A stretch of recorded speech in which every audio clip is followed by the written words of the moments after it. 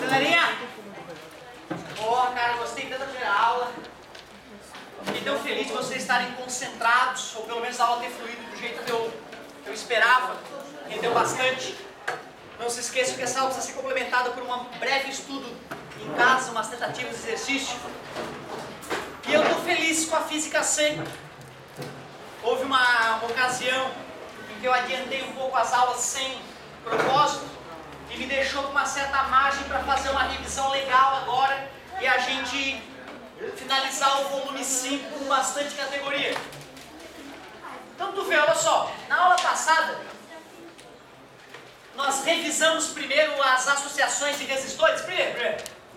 Uma coisa que tu tem que saber assim, que ridículo. Pô, tá lá a tua tomada, eu te dou a resistência de um aparelho teu lá, 10 ohms, te pergunto, qual é a corrente que esse aparelho usa?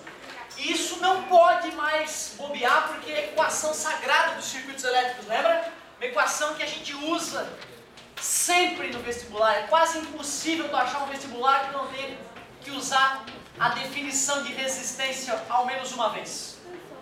Eu ia perguntar uma coisa besta assim, mas ela vai ter que estar ali para desenhar e desenhar qual a diferença. Essas duas da fonte de tensão ali, qual tem que ser a maior e qual tem que ser a menor? O importante, na verdade, é tu saber o que é a maior e o que é a menor. Porque se eu desenhasse o contrário, não ia mudar nada no problema.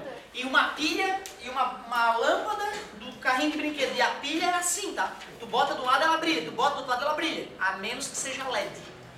Lâmpada de LED, lembra que a LED é o Light Emissive Diode, é o diodo. E o diodo, o LED, só deixa passar a energia num sentido. Por isso que no outro sentido a lâmpada não vai acender. Certo? Não vai queimar pelo menos, mas não vai acender. Então aqui só tem que saber que o grande é mais, que o pequeno é menos, que a galera imaginava que eram partículas positivas que migravam pelo fio, por isso que o sentido convencional da corrente elétrica é aqui embaixo para a direita, lá em cima para a esquerda, ou seja, sentido anti-horário. Enquanto os elétrons, a corrente verdadeira, é no outro sentido. Neste circuito, bastaria inverter a polaridade para inverter os sentidos, beleza? Tudo igual. Claro que eu poderia te falar o valor do I, né? Eu poderia chegar lá e falar para ti, olha, o I é 2, calcula a resistência. Concorda comigo? O I é 2 ampere, calcula o R. Não muda porcaria nenhuma. Ou, sabendo que a resistência é 25 e a corrente é 2, calcule o V. Tudo isso dá para resolver por V igual a R. Quer dizer que agora nós estamos no segundo passo, que é pegar circuitos mais complexos e reduzi-los. Quando o circuito é um circuito apenas em série, é muito tranquilinho. Vamos matar esse circuito. O que eu chamo de matar o circuito? É calcular tudo que tem para ser calculado. É calcular o I e o V atuando em cada maldita parte do circuito. Então lá tem o resistor 1 de 10 ohms, o resistor 2 de 20 ohms. Calcule a corrente no circuito. Primeira coisa é tu lembrar que na associação a corrente é a mesma. E para calcular o resistor é só? Beleza, então tu faz o circuito bobo e mata o circuito bobinho. Aqui ficou 30 ohms. V igual a R vezes I, 60 igual a 30 vezes I, I igual a... Este I vale tanto para o resistor 1 quanto o resistor 2. Isto é importante. Quando tu escreve isso, está me dizendo, ó, eu sei que na associação a corrente é a... Beleza. Agora eu quero descobrir qual é a tensão no R1 e qual é a tensão no R2. Usa de novo V igual a R. O erro comum agora é o cara colocar 60 no V de novo. Cuidado, esse 60 é para os dois ao mesmo tempo. Se eu quero saber o V no 1, eu vou usar o R1 e o I1. Quanto é que é o R1? Quanto é que é o I? Por isso que multiplicando dá 20. Se o total é 60 e o R1 absorve 20, quanto absorve o 2? Claro, vamos garantir V2 igual a R2 e 2. V2 é igual a 20 vezes 2, confirmando o que nós esperávamos. Tranquilo? Cara, não é a primeira vez que eu faço isso para vocês, já é uma revisão. Não vou mais poder voltar nesse nível, tá? Certo? Então, quem ainda tiver com alguma dificuldade nessa passagem, faz exercício, traz a dúvida para o apoio que nós vamos te ajudar. Já que eu fiz uma associação em série pura, tá na hora de uma associação em paralelo pura também, só paralelo, mais nada. Cara, te juro, exceto para calcular o resistor equivalente, acaba sendo mais fácil quando é paralelo pura.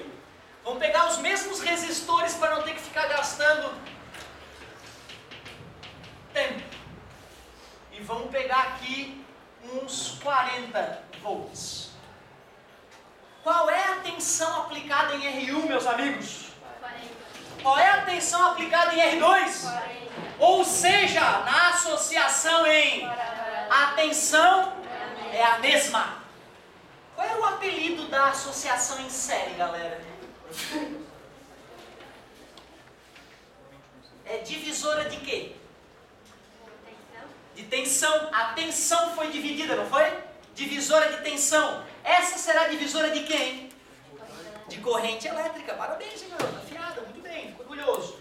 Galerinha, já que nós sabemos o V1 e o V2, e o R1 e o R2 estão explícitos, não estão? Então dá para calcular o I tanto no 1 quanto no 2. Me ajudem, por favor. 40, obrigado. 10.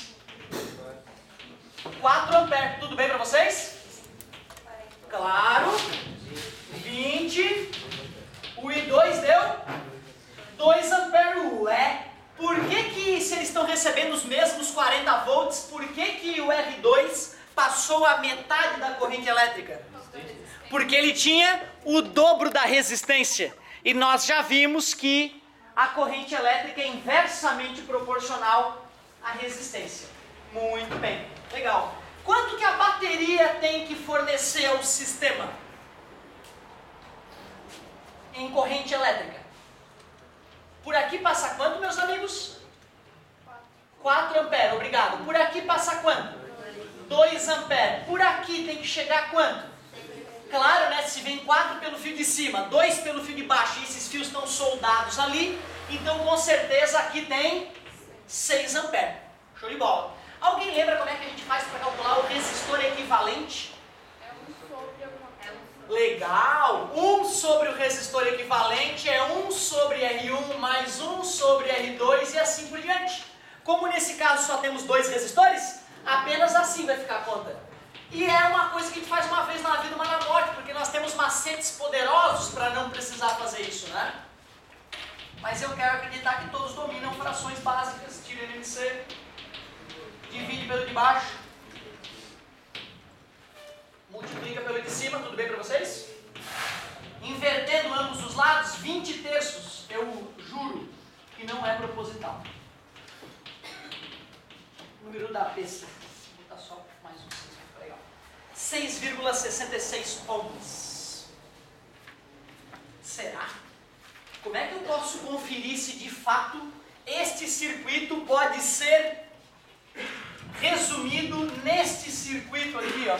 Como é que eu vou descobrir se de fato esse circuito é equivalente a esse? Faz o V igual a R vezes I para ver o que vai acontecer. Quanto é que é o V? 40. Quanto é que é o R? Eu não vou usar, eu vou usar 20 terços, tudo bem para vocês?